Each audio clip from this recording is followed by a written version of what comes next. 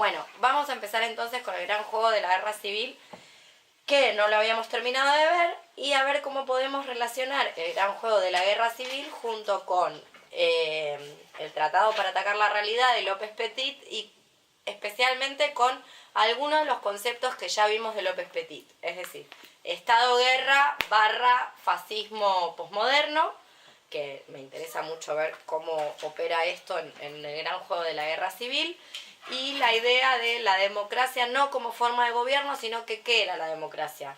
Forma de Estado. Una forma de Estado, la articulación entre qué y qué. Entre el estado de guerra y el fascismo popular. Muy bien. ¿Qué es una articulación, Barreda? De un sistema que vincula dos cosas. ¿Para qué te pregunto a vos? Eso lo dice cualquiera. La definición técnica de una articulación. Ay, en el otro grupo tengo una osteópata que dio una definición linda. No.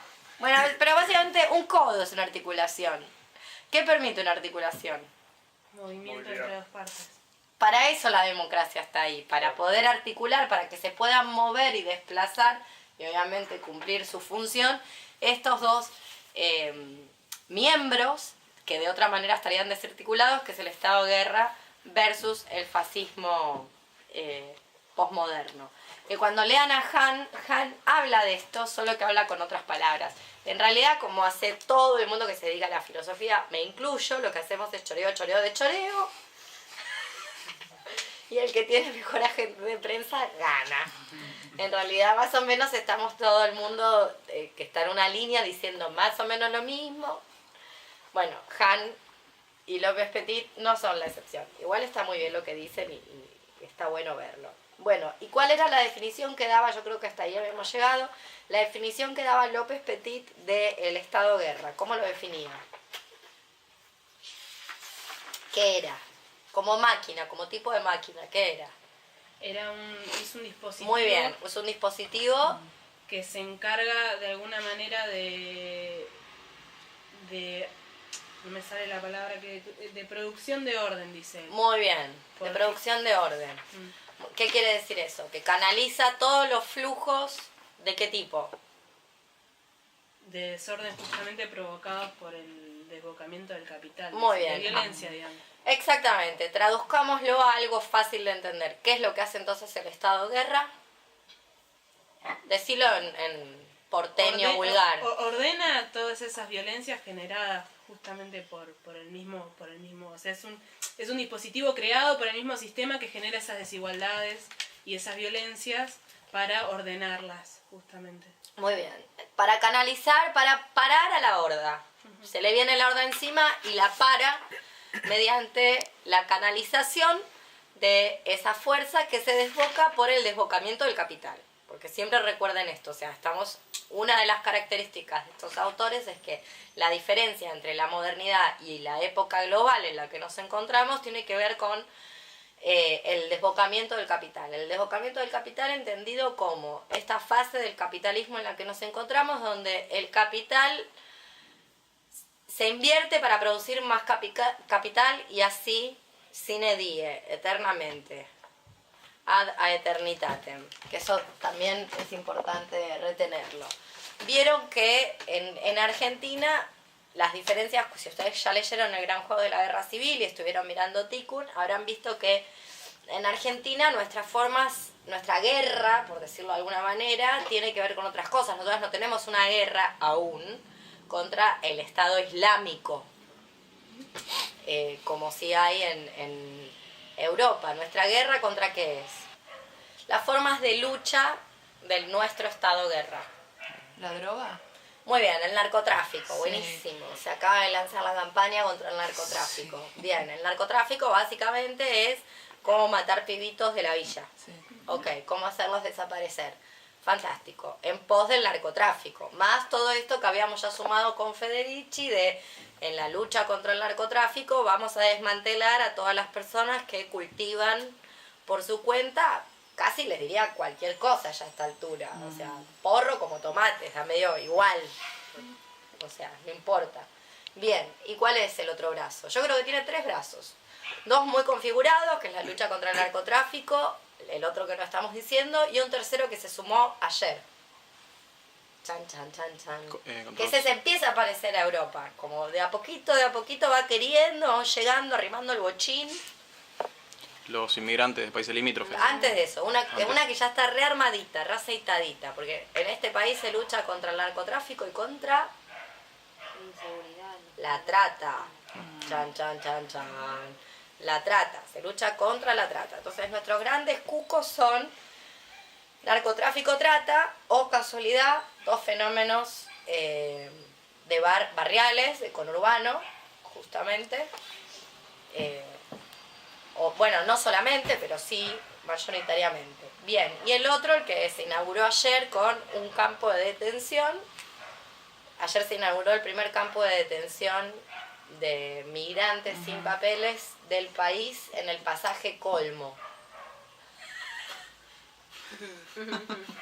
Esto cuando lean a Han, todavía no lo leyeron, no les causa gracia, cuando lean a Han les va a causar más gracia, porque una de las características que tiene el poder, tal cual lo piensa Han piensa en una pluralidad, diferentes maneras de operar de diferentes poderes. El poder de la época global es una palabra de Petit, pero el poder que funcionaría en esta época que Petit llama global es un poder seductor que no tiene necesidad de esconder nada. O sea, puede decirte las cosas como son, como esto, poner un campo de detención en el pasaje Colmo y que nadie diga, che, vamos a buscarlo a otro lado porque no da. Un toque. Un toque. No, lo ponen ahí en el pasaje Colmo. Bien, ¿qué es un campo de detención? Cuéntenme, para las que viajaron a las Europas, si vieron alguno por ahí, si es que vieron. ¿Alguien viajó a las Europas? Yo no. Yo he leído Muy bien. de lo que es, que también viene a cuento con lo de la guerra contra el narcotráfico, también contra los inmigrantes en Estados Unidos, de estos campos como de, bueno, al que le sospechamos un poquito lo tenemos acá indefinidamente, se olvidan todos los derechos básicos. ¿Por qué indefinidamente y por qué se olvidan los derechos? Muy bien, efectivamente. Hacia allí quiero ir. En tanto que a la utilidad que le da el... Porque en realidad van a ser extraditados, van a ser devueltos a su región.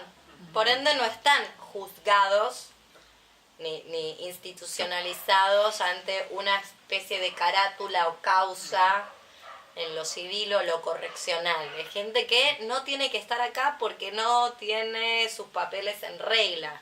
Entonces la vamos a deportar, se va a ir. Por ende, por eso en principio es un campo de detención, por eso le dicen campo de detención y no cárcel. Estás detenido porque te vas a volver a tu país. Bien, entonces, seguimos. Yo lo que quiero analizar es el eufemismo de campo de detención, ¿no? Entonces, estás detenido en una suerte de limbo, sin juicio, sin abogado, sin sentencia, sin nada, hasta que, ¿qué tiene que pasar? Y hasta que se decide qué se hace. O sea, te paran de movida por la razón que sea. Está decidido, te tenés que volver. ¿Y de qué depende que te vuelvas? De tu país de origen. Va, Muy no, bien, sí. depende de tu país de origen. ¿Qué tiene que hacer tu país de origen? ¿Cómo ser? ¿Qué tiene que hacer? O sea, quererte de vuelta. Tiene que traerte de vuelta. Claro. Bueno, se pueden imaginar lo que le interesa a el Congo Sí. o el Senegal. Destinar 1 centavo que no tiene a expatriar a nadie. Y menos si está indocumentado con esas cuestiones. Sí, menos si se fue. O sea, adiós, suerte. Entonces, ¿qué es lo que va a pasar en el campo de detención? Te quedas infinitamente. Infinitamente es mucho tiempo. ¿Hasta cuándo te quedás? Hasta que te morís. Muy bien. ¿Y dónde te vas a morir? Ahí adentro. Ahí adentro. Entonces son campos de exterminio. Están pensados para que la gente se muera ahí adentro. Están planificados para que se mueran ahí adentro, producto de la inanición. No hay familia, no hay gente que te pueda ir a visitar, no hay gente que te pueda llevar ni comida, ni abrigo, ni nada, no hay redes de contención. Este no es tu país, no hay derechos garantizados porque no sos ciudadano. O sea, las cárceles son siempre una aberración. Imagínense un poquito peor. Una cárcel para alguien que no es de acá. Claro. Entonces está pensado todo como depósitos de gente, como eran los campos de concentración, los metemos ahí y ahí morirán por el hacinamiento, las enfermedades oportunistas del hacinamiento, bla, bla, bla, bla, bla. Eso le decimos campo de detención, en realidad es un campo de exterminio y concentración. Ayer se inauguró el primero del país. A mí me interesa señalar esto porque una siempre se pregunta cómo fue que los judíos se subieron a los vagones y nadie se resistió. Bueno, así. Claro. Así. ¿Cómo fue que pasó eso de Hitler? Bueno, así, como esto, tal cual como estamos haciendo ahora, nada. O sea, pasó tal cual, ¿cómo fue que pasó lo del gueto de Varsovia? Bueno, así pasó, igual que acá, ahora. Eso es exactamente lo que se hizo ayer, inaugurando esa nueva modalidad de detención, que es una modalidad para gente que ya no es criminal, que simplemente se tiene que ir del país, pero que forma parte de esto que López Petit llama Estado Guerra, donde nos hace emprender una guerra contra un enemigo. A mí me va a parecer, me parece que vamos a estar ante algo bien interesante, porque la diferencia con lo que pasa en Europa o sea, quiero ver qué mito inventan. ¿Qué mito inventan contra las poblaciones migrantes? Porque supongo que va a diferir de las mitologías que se inventan en Europa contra esto. También entendiendo que acá todavía no hay islamofobia, un poco por desconocimiento, o sea, no por otra cosa, o sea, seguro que la va a haber. O sea, a la petit Mirta Legrand que todas llevamos dentro no le va a costar nada tener un poco de islamofobia, hay que regar un poquito esa semillita nomás para que salte toda la islamofobia y el racismo y demás. O sea, no estaría todavía presentificándose como en Europa porque simplemente no estuvimos suficientemente expuestas a la sustancia. Pero bueno, básicamente lo que estoy intentando decir que son 3 patas, nuestro Estado de Guerra tiene 3 patas que trata narcotráfico, y ahora empieza a aparecer los campos de detención contra migrantes, que los migrantes son refugiados en realidad, que esa es otra palabra que suele obturarse y no decirse. Allá es la lucha contra el terrorismo, que el terrorismo es todo esto también, solamente que se le dice terrorismo. Acá la palabra terrorismo se erradicó, obviamente por cuestiones políticas, porque dejaba siempre muy mal parado al Estado, que era la mayor causal argentina de terrorismo desde que el tiempo es tiempo. Entonces no se habla mucho de terrorismo porque enseguida una asocia a Estado, dicen terrorismo y a una le suena guau, Estado. Entonces no se habla mucho de terrorismo, sino que se habla de estas cosas. Bueno, vamos al gran juego de la guerra civil que lo leyeron. Regla número 1. Hasta nueva orden, todos sus derechos quedan suspendidos. Naturalmente es conveniente que conserven por algún tiempo la ilusión de que aún disfrutan de alguno de ellos. Por lo que hace a nosotros, no los violaremos más que de a uno en uno y caso por caso. Bien, esto es la orden que se dio a fin del año pasado, si mal no recuerdo, de que teníamos que tener todas el documento de identidad, siempre llevarlo, aunque es una regla inconstitucional. Lo cual recuerda la regla número 2. Sean considerados, no nos hablen más de las leyes, de la Constitución, ni de todas esas elucubraciones de otra época. Desde hace tiempo, como lo habrán notado, hemos montado leyes que nos ponen por encima de las leyes, así como por lo demás de esta supuesta Constitución. ¿Qué les resuena ahí? ¿Qué es lo que funciona ahí? ¿Qué es lo que se dedicó todo el verano nuestro presidente, además de pasársela bien? Decreto de necesidad. Decreto de necesidad de urgencia. O sea, no sé para qué. Yo no entiendo bien para qué estaríamos teniendo la Cámara de Senadores y Diputados, pero creo que sería una buena medida recortar eso y simplemente un sinceramiento del Parlamento. Así como un sinceramiento de precios, un sinceramiento del Parlamento, porque evidentemente así es como se gobierna. De hecho, hay algo que se llama el derecho a veto, que es que el presidente puede vetar lo que se le antoje en cualquier momento, en cualquier lugar. Por ende, podría directamente vetar todo. Bueno, esa es la regla número 2. Sí, creo, perdón que te interrumpa, pero a mí me llamó mucho la atención y creo que en un momento López Petit dice que la democracia no está tan lejos, no es tan opuesta al autoritarismo. Para nada, la democracia es eso. El tema es que la democracia, ¿qué es lo que va a decir López Petit? La democracia es una palabra, no lo lean a Han, les va a quedar más claro. Es un acto performativo, como palabra es un performativo. Es raro porque si alguna sabe algo de lingüística se habrán dado cuenta que los performativos son verbos. Por ejemplo, un juez viene y te dice yo te declaro marido y mujer. Tiene que ser un juez, si yo no hago eso, soy loca. Bueno, entonces ahí estamos delante de un verbo performativo. Ahora, yo diría que hay sustantivos performativos, lo cual es un dislate, no resiste el menor análisis, me ponen un 1 en lingüística. Pero igual lo voy a decir, es un sustantivo performativo. ¿Por qué? Porque se usa para conjurar. ¿Para qué? Para conjurar el desbocamiento. Cuando el capital se desboca y produce todos esos flujos de violencia, ¡pum!, se tira la carta de la democracia y paremos la mano. Porque si no, el acto de hoy, de la marcha federal, tendría que haber sido en diciembre. ¿Para qué esperamos a todo esto? Ay, la pantomima, ¿vieron? Como la pantomima, el teatro. Los dejamos gobernar a ver qué hacen. ¿Qué van a hacer? El muffin, cupcake, lo que hablamos la otra vez. Muffin, cupcake y magdalena. O sea, ya sabíamos. Entonces, es toda una fantochada, una especie de teatro, una tragicomedia, donde nada es de verdad.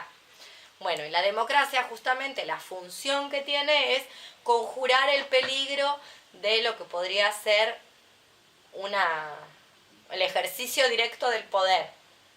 Entonces vos tirás esa carta y la gente se calma, queda como tranquilita. Y vos nunca puedes estar contra la democracia porque solo los fascistas están contra la democracia. Entonces no hay manera de hacer una operación deconstructiva de ese significado o el significante llamado democracia, que no sirve absolutamente para nada más que para capturarnos poniéndonos a elegir entre el cupcake, la magdalena y el muffin.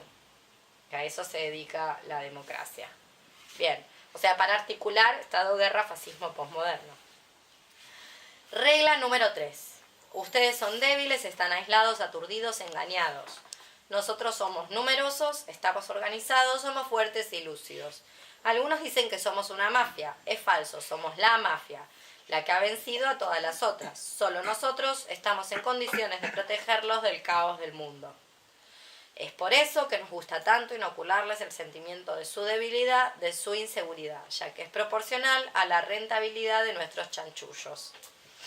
Regla número 3. Para ustedes, el juego consistirá en huir, o al menos en intentarlo. Huir significa superar su estado de dependencia. Lo cierto es que por ahora dependen de nosotros en todos los aspectos de su vida. Comen lo que nosotros producimos, respiran lo que nosotros contaminamos. El menor resfriado los pone a nuestra merced y sobre todo no pueden nada contra el poder de nuestra policía, a quien hemos conferido toda la libertad, tanto de acción como de apreciación. Regla número 5. No lograrán huir solos, por lo tanto, para comenzar, precisarán constituir las solidaridades necesarias. Para complicar el juego hemos liquidado toda forma de sociabilidad autónoma. No hemos dejado subsistir más que el trabajo, la sociabilidad bajo control. Se tratará, para ustedes, de escapar de él mediante el robo, la amistad, el sabotaje y la autoorganización. Una precisión. Hemos convertido en crimen cualquier forma de huida. Bien, y este punto es interesante por lo que vimos de Federici. La única forma que quedó de sociabilidad, la única forma de encontrarse que tenemos en las metrópolis, encontrarnos en un estado más o menos, ¿cómo decirlo? Más o menos donde podamos decodificar algo, o sea, que no estemos ni de levante, ni drogadas, ni saltando haciendo pogo, sino con formas en las que podamos dialogar. Tal vez sea el trabajo, para quienes tengan un trabajo asalariado, que como ya saben es una sociabilidad bajo control. Se ha perdido todo esto de lo que hablaba Federici, que es la idea del clan, del gremio, del grupo de pertenencia, o sea, no hay ninguna conexión con nada. En ese terreno de hiperconexión desconectada, podríamos decir, o de hipersociabilidad envenenada, la sociabilidad es envenenada, lo que dicen ellos, los tikkun, que hay que hacer es conseguir producir las solidaridades como para poder escapar. Es decir, lo que decía Federici, poder conseguir los lugares de autonomía, o sea, poder conseguir ciertos espacios de autonomía. Entiéndose por autonomía o espacios de autonomía lo que hablaba Federici de esas economías que no están siendo controladas estatalmente, que son las informales, las irregulares, que tienen un montón, no por nada se instala un campo de detención para deportar migrantes. No por nada se instala eso. Justamente esa gente, como su nombre lo indica, indocumentada, tiene toda una potencia que a la articulación Estado-guerra, fascismo postmoderno no le conviene. Le conviene que estemos todas documentadas, todas formalizadas, todas con tarjeta de crédito, cuenta de banco, celular, bla, bla, bla. Bueno, regla número 6. No hemos cesado de repetirlo, los criminales son nuestros enemigos. Por esto deben entender en primer lugar lo siguiente, que nuestros enemigos son criminales. En tanto fugitivos potenciales, cada uno de ustedes es también un criminal en potencia. Por eso es conveniente que conservemos la lista de los números a los que han llamado de sus teléfonos, que sus celulares nos permitan localizarlos en todo momento y que gracias a su tarjeta de crédito podamos conocer sus hábitos. Bien, esto igual saben cómo hacer que el telefonito no marque dónde están y demás. Tiene una función, hay que ir a configuración, hay que pulsar el botón que dice El de localización. localización. Y el WhatsApp, ¿cómo haces para que el WhatsApp no mande datos a Facebook? Cuando bajamos la actualización del WhatsApp, firmamos un pacto con, no sé, si Bill Gates, Donald Trump o alguien así, muy blanco, muy guapo, con nuestra sangre, que dice que todos nuestros datos de lo que está pasando en WhatsApp van a Facebook. ¿Saben eso, no? ¿No sabían? No, ya te la debo. Ahora lo estoy buscando. Te asustaste, ¿eh? Mirá, chan. Agarramos el WhatsApp. Esto es un taller práctico. Mirá que las reviso todas las aplicaciones. Ah, mirá, ahí está. Compartir la info de mi cuenta, tranqui. ¿Viste? Tranqui 120. Te están revisando la cuentita hace un ratito largo. Bueno, entonces vamos acá a WhatsApp. Vamos a la sección ajustes, ¿verdad? ¿Lo encontraste? Sí. Ajustes cuenta. Ajuste cuenta y ahí yo ya lo destildé. Hay un botoncito que dice compartir mis datos con Facebook. Ahí tienen que hacer clic y chao, lo destildan y listo. Mientras tanto, todo lo que estaba pasando en WhatsApp pasa a Facebook mágicamente por ese tubo mágico llamado la virtualidad. Todo lo que estaba pasando. ¿Para qué? Porque es un feed del template que alimenta el Facebook para poder customizar, es decir, personalizar las cosas que les están dando. Con lo cual, si ustedes estaban pensando que era de puro paranoica, que les estaban revisando los mensajes, pues no. Les estaban revisando los mensajes. Son como gente. Sí, algoritmos que decodifican todo lo que vos haces en las redes y te van produciendo y te producen todo lo que vos quieras consumir. Lo que potencialmente podés llegar a consumir te lo muestran en la pantalla. La Matrix, digamos. Sí, hay una peli muy linda, ya un clásico del anime, que se llama Ghost in the Shell. Véanla, es muy linda, Ghost in the Shell. Y tiene una banda de sonido muy bonita. Bueno, regla número 7. En nuestro pequeño juego ya estábamos con que todos éramos criminales y en tanto que estábamos potencialmente en huida, éramos potencialmente criminales. Obviamente los enemigos habían sido declarados criminales y entonces nos tenían que tener así un poco controladas. Regla número 7. En nuestro pequeño juego, aquellos que se salen de su aislamiento se denominan criminales. En cuanto a aquellos que tuviesen la osadía de cuestionar este estatuto, los llamaremos terroristas. Estos últimos pueden ser abatidos en cualquier momento. Terrorista es el narco. El narco después es Luciano Arruga. Claro, efectivamente. Eso es lo que le estaría llamando la población y la policía al narco en Argentina, claro, porque ya quedó atrás la idea de Pablo Escobar, vieron que ya ha sido superada por un joven con gorrita. Antes un narco era Pablo Escobar, vos decías, bueno, todavía lo creo. Como tenía una imagen, como decías, bueno, puede ser, pero ya no resiste el menor análisis. Regla número 8. Somos muy conscientes de que las vidas en las filas de nuestra sociedad contiene tanta alegría como un trayecto en el tren del conurbano bonaerense. No dice eso, pero podríamos imaginarnos el Sarmiento en hora pico. Que el capitalismo no ha producido hasta hoy en materia de riqueza más que una universal desolación. Que nuestro orden carcomido no tiene más argumentos que las armas que lo protegen. ¿Pero qué quieren? Es así, los hemos desarmado mentalmente, físicamente, y ahora detentamos el monopolio de aquello que les prohibimos. La violencia, las complicidades y la posibilidad de aparición. Francamente, si estuviesen en nuestra posición, ¿harían otra cosa distinta? Regla número 9, conocerán la prisión. Regla número 10, no hay más reglas, todos los golpes están permitidos. Muy bien, entonces volvamos a esto del Estado-guerra, que es uno de los brazos articulados o uno de los brazos de esta articulación, democracia. Este dispositivo Estado-guerra, va a decir Petit, es una máquina de simplificación y muerte. Lo que hace es aplanar y homogeneizar el conflicto. O sea, si algo detesta esto que llamamos democracia, es la singularidad. O sea, por eso es una época global. Cualquier cosa puede ser producida o consumida en cualquier lado, del mismo tipo. De hecho, yo siempre hago el mismo chiste, ¿viste? Pero, porque me da mucho resultado, pero se habrán dado cuenta que la buena parte de las personas llevamos, o buena parte de las mujeres, tenemos el cabello largo en todas partes del mundo. ¿A qué se debe eso? ¿Es casualidad? No. Ahí tenemos cómo se gestiona globalmente, cómo es una gestión global. Nos vemos igual a otras chicas en otras partes del mundo. Y la que no se quiere ver igual también se ve igual a otra cosa en otra parte del mundo. O sea, bueno, ahí tenemos la gestión. O sea, hay una idea de aplanamiento y homogeneización. Hay un poeta que yo les recomiendo, Carlos Martínez Rivas, cuando gana la revolución sandinista en Nicaragua.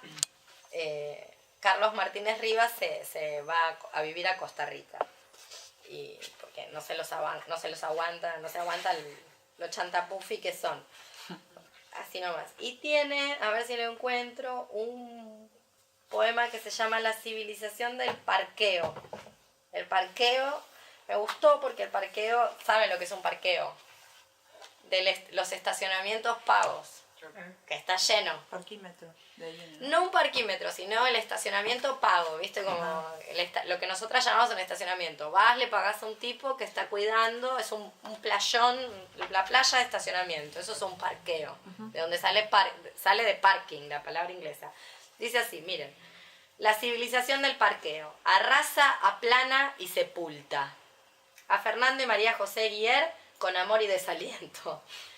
La Biblioteca Nacional de Costa Rica, que fuera madre nutricia para nosotros, poetas en cierne, con caras frescas en los años 40, la Biblioteca Nacional de Don Julián Marchena, en demolición, ahora en los años 70, ante nuestros ojos, para dar lugar a un parqueo. La Mezquita de Córdoba, el sueño de Abdebaram I, realizado por Alaquem II, ese cuadrilátero, de 130 metros de ancho por 175 de largo, ya limpio de sus 1418 columnas y de sus listados arcos y bóvedas, hará un buen parqueo. León de España, su catedral gótica del siglo XIII, la sola con vitrales forjados por la cofrería de Cluny, será echada abajo y será un parqueo. Urgen en los confines del Alto Egipto, del Alto Nilo, en el templo de Abu Simbel, consagrado a Ramsés II, con sus colosales estatuas labradas en la roca, hieráticas, custodiando el descomunal portal, urgen picos y poleas y esteras de esparto para desmontarlo bloque por bloque y cada bloque añicos. El templo de Abu Simbel, su pétrea ostentación monumental, tan opuesta al estilo desértico impersonal del parqueo. En los confines del Alto Egipto, del Alto Nilo, en la ardiente orilla hay un parqueo eternamente vacío. Las cariátides del Erectón, las que soportan el socarrén junto al muro este del Partenón. En la Acrópolis no seguirán erguidas, de bruces, besarán el polvo en que se asentará un parqueo para turistas no interesados en Fidias. El trono de Ludovici, Afrodita surgiendo del baño con las aletas nasales dilatadas, dos vestales, una tendiendo el pebetero, la otra en éxtasis toca la flauta doble, pico y pala, que no quede rastro de ese relieve. ¿Aún está en pie el templo de Artemisa en Éfeso? Pico y pala, hay que destruir para construir bajo el viejo cielo un parqueo más nuevo y vasto que el infierno. La entera costra terrestre, un parqueo modelo. Bueno, esta es la operación de aplanamiento de la singularidad. Hubo un mundo donde vos ibas de tiempo en tiempo, ciudad en ciudad, y no se parecía entre ellas. Ahora todo parece un parqueo. Hoy podríamos decir un shopping. Lo que para nosotras es un shopping mall. Bueno, el estado guerra además cumple una función fundamental. Una función... es una función material, solo que es una función material no mecánica. A mí me gusta, vieron que con Han lo van a ver, todavía no llegaron ahí, entonces no lo saben. Han tiene como una, no sé si él lo sabe, si ya se lo han criticado, si se lo han dicho, pero tiene como cierto tufillo neoplatónico divisor de cuerpo-mente, material-inmaterial. Para mí todo eso es zaraza. Lo que pasa es que efectivamente hay una materialidad mecánica, la del parqueo, vengo con un pico, tiro abajo una biblioteca nacional, le pongo arriba una playa de estacionamiento, y hay otra materialidad menos mecánica. Digo, que es la materialidad que se ve en sus efectos, pero no deja de ser menos material. Bueno, el estado guerra tiene una función, una de las funciones más importantes de aplanamiento, que no se nota que es material, pero es material, solo que no es mecánica, no es analógica. Es a una cámara analógica de las que usaban rollo, lo que hoy es Instagram o un celular. Esa función del estado guerra es una función interpretativa. Lo que hace el estado guerra es interpretar la realidad. Por eso vos ves un guachiturrín con visera y lees narco, que es una operación del delirio. No había manera, hace, no te digo mucho, 15 años, cuando todavía resonaba el nombre Pablo Escobar, vos nunca hubieras dicho que una persona que vende 3 bolsitas de cocaína en Constitución para hacerse un peso más era un narco, jamás hubieras dicho eso, no se te ocurría que eso era el narcotráfico. Bueno, por eso el estado guerra, una de las funciones que López Petit dice es la de interpretación, o sea, tiene una función interpretativa. Que para mí es la más importante, porque esa función interpretativa de la realidad es la que le permite al estado guerra producir ataques preventivos, el campo de detención. Todavía no hubo ningún migrante que hiciera nada, no pasó naranja, como para, ¿se entiende? O sea, perfectamente podría pasar que quisieran hacer algo muy enriquecedor, que es traer su cultura. Por ejemplo, algo en lo que nos veríamos muy beneficiadas. Podría pasar. Por ahora no ha pasado porque no tienen ni el más mínimo interés lo bien que hacen en ninguna de nosotras y nosotros, pues somos deleznables. Entonces no pasó. No hemos sido transculturalizadas por estas hordas de migrantes, que perfectamente podría pasar. Después voy a buscarles un rap de La Mala Rodríguez que habla de esto, que es muy divertido. De como de los miedos de los españoles ante los migrantes negros, las cosas que les da miedo, por ejemplo, que se les vaya la hija con uno, ¿entendés? Que le gusta el negro, cosas por el estilo, que es muy divertido ese rap. Bueno, entonces preventivamente lanzamos el ataque. Todavía no pasó nada, pero preventivamente lanzamos el ataque. Bien, ¿y qué dice López Petit del fascismo posmoderno? ¿Qué es? Como máquina. Si la democracia es si el estado de guerra es un dispositivo, ¿qué es el fascismo posmoderno? Es una pluralidad de tecnologías. Es un régimen. Plural. Miren qué interesante que al Estado, o sea, una tendería a decirlo al revés. Tendería a decir al Estado, o sea, sale de educación cívica en tercer año y una piensa Estado-régimen, asocia Estado-régimen y algo que se llama fascismo posmoderno lo asociaría a un dispositivo. Y no, él lo hace al revés, es verdad. Es un régimen, como estabas diciendo, Emi. Una pluralidad de tecnologías, dice, de Muy tecnologías bien. sociales. ¿Y qué hacen? Ordenar de alguna manera, bueno, acá dice Todo el mundo reconducir ordena. el querer Claro. vivir, digamos. Bien, pero antes de eso, hace algo, todo el mundo debe haber visto la maravillosa imagen de la señora de Pillot con su pin de puta feminista. Sí. Bueno, ¿cómo se llama eso en moda? En moda. ¿Qué es un Preséntame hipster?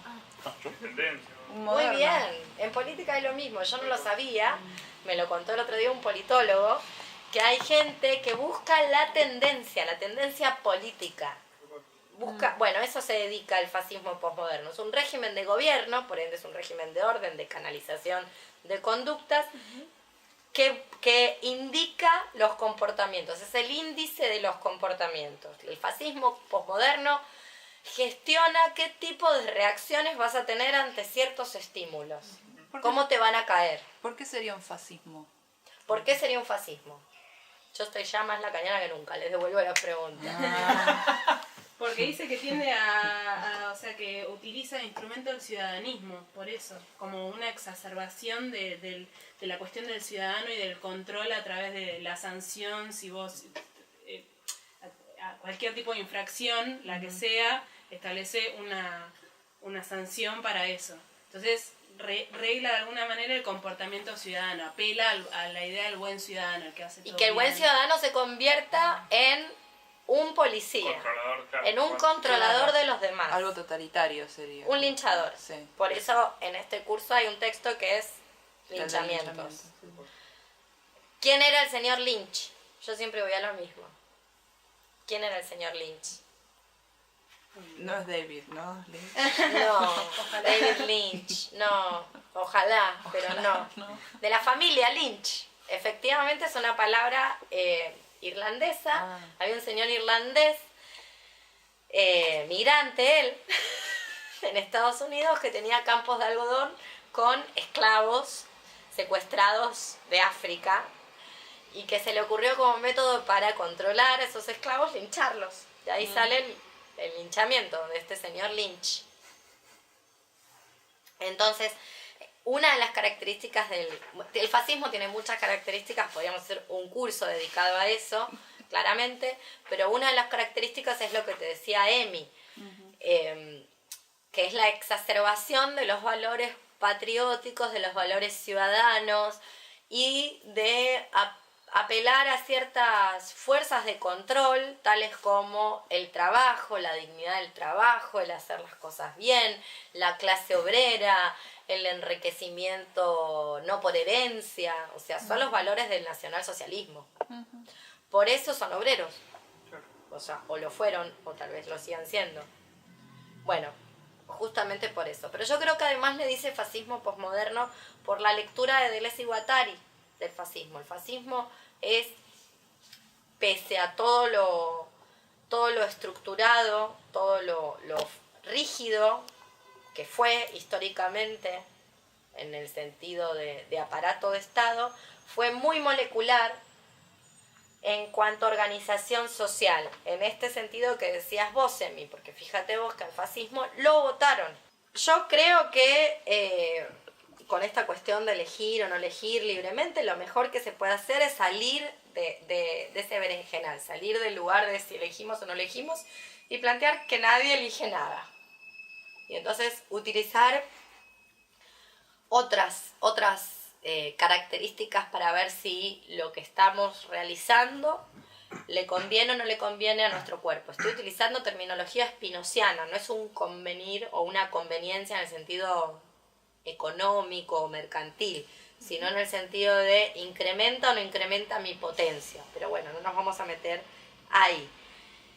¿Qué hace el fascismo posmoderno? Otra característica del fascismo posmoderno. Sobre determinación de las relaciones. ¿Qué más? Hay una que me interesa sobre todo porque es lo que pasa en nuestra vida. ¿Enmascaramiento? Va por ahí, por el enmascaramiento. neutraliza la política. O sea, el fascismo posmoderno tiene la capacidad de neutralizar, evacuando el conflicto. Vieron que nadie quiere discutir. A lo sumo alguna pedorreada de troll en Facebook, pero después no hay más debate. De hecho, cada vez, con Hal lo van a ver, cada vez que aparece una singularidad, el fascismo posmoderno se encarga de neutralizarlo. Cuando esa voz ya adquiere un tono que no se puede neutralizar, viene entonces viene el agravio directo. Bueno, entonces el fascismo posmoderno lo que hace es neutralizar la política, evacuando el conflicto, especialmente el conflicto del espacio público. Digo, la metáfora o el síntoma es la plaza enrejada, por ejemplo, ¿entendés? O sea, lo que hay que hacer es evacuar cualquier tipo de conflictividad del espacio público. Y acá yo les hago una pregunta. El conflicto, ¿nos gusta o no nos gusta? ¿Nosotras queremos o no queremos conflicto? Sí, no, ¿por qué? Es incómodo. Más incómodo es ese lápiz, el lápiz palito de lado que tenés bien. vos. Se Bueno, deslizaba sobre la hoja. es incómodo. Bien, sí, es incómodo. Es una de las cosas. Pero ¿qué pasa con el conflicto? ¿Qué queremos hacer con el conflicto? ¿Lo queremos, no queremos? ¿Qué opinan? Pero de alguna manera es como una oportunidad de disrupción, digamos. Que suelen hacerlo. Pero ¿Existe una posibilidad de vida sin conflicto? Lo dicen con un convencimiento que me encanta. No sé de dónde lo No es la sacaron. vida sin conflicto. Claro, si se puede no la quiero porque es como sos el zombie de lujo, el modelo a seguir de zombie. La verdad es que sí, no hay una vida sin conflicto. Pero ya se habrán dado cuenta que casi toda la literatura a disposición, incluso, no sé, por ejemplo, el feminismo, sin ir más lejos, cree en eso. Son todos restos de Hegel, es decir, todos los hijos mal abortados de Platón. ¿Entendés? Como toda esa idea de la superación. No va a haber una posibilidad de que no haya conflicto. Bueno, entonces, como no hay posibilidad de que no haya conflicto, después veamos cómo resolvemos los conflictos. ¿Cuáles son las herramientas, los dispositivos, las armas, las estrategias para resolver los conflictos?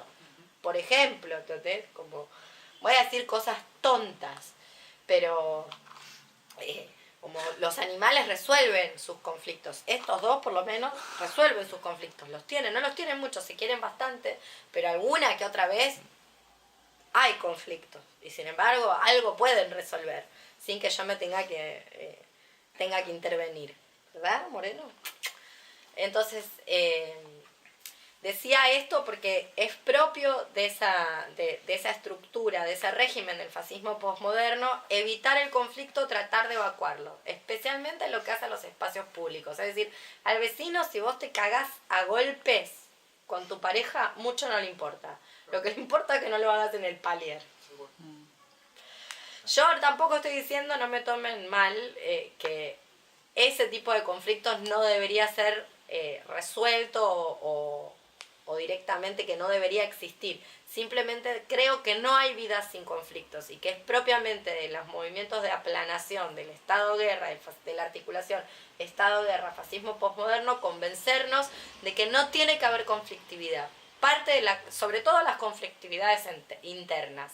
Las conflictividades internas que pueden manifestarse en forma de diagnóstico de autoinmune, pueden manifestarse en forma de diagnóstico de enfermedad psicológica, utilizando palabras del Estado-guerra, no son las mías, yo no le diría así. Pueden manifestarse en formas de depresión, de trastornos de la ansiedad, todo tipo de desórdenes.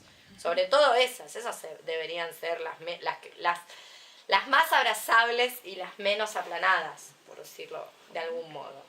Bien, y hay una característica que vamos a encontrar tanto en el pensamiento de López. Este conflicto no lo hacemos, por ejemplo. ¿Ves? No nos enfilamos las uñas. Eso no lo vamos a permitir en este estado totalitario que es esta casa. El gato no se afila las uñas en la silla.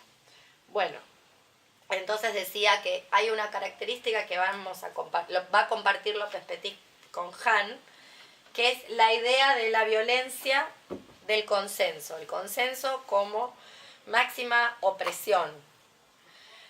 Digamos, la cooptación de la opinión. Por ejemplo, perfecto, la cooptación de la opinión, la idea de la apariencia al respeto la opinión de la... pública, pero como homogeneizada y estandarizada para todos. Sí. López Petit, se habrán dado cuenta que López Petit hace una serie de cosas horrorosas. Entre las cosas horrorosas que hace López Petit, al final del capítulo te hace un resumen. Entonces vos podrías no haber leído nada y haber leído La Sociedad 2 páginas y ya estábamos. La pensó para el Al principio universitario. también encima. ¿Eh? Al principio también encima. Sí, te pone como un pedacito, pero después, en este capítulo, vos llegás al final, a la página 98-99, te dijo todo. O sea que vos te rompiste la cabeza, hasta la 98-99 ya estaba todo acá. Lo vamos a leer. La articulación entre Estado, guerra y fascismo posmoderno es problemática porque. La articulación es la democracia. Entonces, como decir, la democracia es problemática porque. El Estado, guerra posee una lógica interna implacable. El enemigo debe aislarse y eliminarse. Su característica es la coherencia. Su acción se basa en la propaganda. Es homogeneizador. Esta cuestión de la coherencia es algo que está cayendo cada día más en desuso. Yo la odio, la coherencia, porque me parece un principio cristiano moralizante, pero hay una que se le parece bastante, que es más de la química, de la repostería, que es la consistencia. Si les gusta la repostería, habrán oído hablar alguna vez de la consistencia. Para llegar, perdón por el comentario poco vegano que voy a hacer, Martín sabrá disculpármelo, después te pensás una metáfora, pero las claras batidas a nieve tienen una consistencia, si no, no llegas a ese punto, hay que llegar a ese punto de la consistencia. Bueno, que podrían, o sea, como si lo que estoy intentando decirles es la consistencia es el lugar revolucionario contra la coherencia. Ahora, estamos cerradas en esto que hacemos, donde está todo bien con todo el mundo. El poder, a esto que le estamos diciendo así, el poder, la articulación, Estado de guerra, fascismo moderno, la época global, es decir, los malos de esta película siempre saben por dónde va la movida. Nosotras no sabemos por dónde va la movida, estamos confundidas, aisladas y todo eso. Bueno, entonces decía que ellos sí saben qué hacer, no están aislados. Somos nosotras las que estamos aturdidas, confundidas y demás. En el sentido de que esa consistencia que nosotras deberíamos lograr, que es la que marca con quién sí, con quién no, y los cómo, eso sí habría que lograrlo. Digo, estamos todas aturdidas. Bueno. A ver, Leo, disculpa que te interrumpa, Sí. pero me quedé pensando, ¿cómo es posible? ¿Es una pregunta judicializable o no judicializable? No, Ok. es muy abstracto, me parece. Perfecto. ¿Cómo es posible en una época donde fluyen tanto los discursos y las o sea, que está todo bien y que todo puede ser, cómo se puede generar consistencia y justamente eso de homogenización? Es una gran pregunta. ¿Cómo es que, ¿Cómo? no? ¿Cómo? Porque de alguna manera Sí, como sí, que el sistema perfecto, logra ¿cómo? una conciliación. Total. Por eso estamos todos tan piola. Y ¿Cómo? Es como el engaño del discurso, yo creo, como el engaño de la palabra, que anda inoperante en el mero acto de, digamos, de proferir, digamos, la denuncia y no operarla, no movilizarse por eso. Por ejemplo. Sí, ¿qué más? Como si ya el mero acto de la palabra fuera por sí mismo operante, y no es así. Mira, Hay una- sí, dale. No, que hay una cuestión para mí medio careta de querer quedar bien con todas y todo el mundo por un supuesto beneficio que tiene eso, que por momentos lo tiene, o para alguna lo tiene. Hasta rescatarse de que no se puede estar bien con todo el mundo. Ok, precios que hay que pagar si uno quiere ser consistente. Mira, los Tikkun, ya que estábamos leyendo el gran juego de la guerra civil, los Tikkun hablan de dejarse caer. Deleuze y Guattari habla de la máquina célibe, de Bartleby, el escribiente, de hacer máquina célibe. Tenés el opt-out. Estoicos, cínicos y epicúreos hablan de como método para llegar a ciertos lugares de imperturbabilidad. Tiene diferentes palabras para cada una de estas escuelas, diferentes técnicas que sobre todo tienen que ver con desterrar ciertos mitos, tales como el prestigio, el éxito, la fama, que es ahí donde se hacen las concesiones. Entonces yo diría que en buena parte para alcanzar esa consistencia tiene que ver con lograr lo que la sociedad no permite. ¿Qué es lo que permite? O sea, aisladas estamos, todo el tiempo conectadas. Hay que apagar la tele. Lo que entiendas por tele. La tele tiene diferentes caras, tal como yo la veo. No es la tele, yo no tengo tele y sin embargo tengo tele, ¿entendés? Es el Facebook, es el WhatsApp, son las sociabilidades envenenadas. Por ejemplo, ocurre mucho en el tema del trabajo sexual, ocurre mucho que hay un montón de pibas muy jóvenes que no están en contra del trabajo sexual. Obvio, en contra de la trata estamos todas. Eso va de suyo, o sea, excepto... ¿Quién no está en contra de la trata y de la explotación? ¿Se entiende? O sea, que eso no tiene que ver con el trabajo sexual.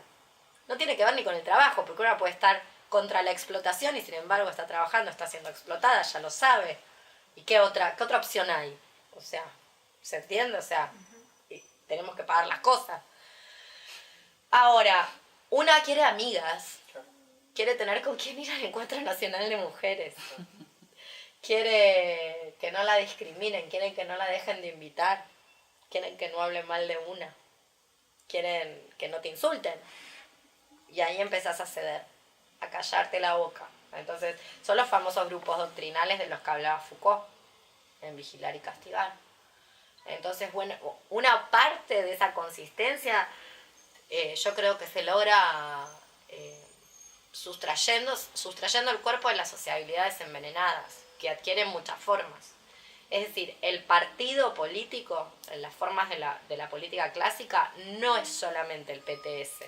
El partido político es, así como hay una petite Mirta Legrand en todas nosotras esperando su momento fascista, también cualquier estructura es susceptible de reterritorializar un partido político. Y hay que tratar de sustraer el cuerpo a esa situación, irse antes, dejarse caer, decir adiós, abandonar, romperlo, por ejemplo, para las que tengan más energía, ir a romper. Entonces tiene que ver con eso. Para mí la consistencia no tiene que ver con una sola técnica, sino con varias. No participar en los rituales a los que te convocan todo el tiempo. O sea, dedicarse a otras cosas. Apagamos la cámara. Jefe soberano, un pueblo, la muerte como gestión de la vida. La unidad de movilización es el hombre más amenazado por el terrorismo. El fascismo posmoderno es una forma de poder informe, disuelto en lo social, por eso yo les decía que es molecular. La unidad de movilización es, en cambio, el hombre con su autonomía y en tanto portador de un proyecto. El Estado-guerra remite a un mundo uno, a una realidad unívoca sin tiempo ni espacio, aplasta la multirrealidad.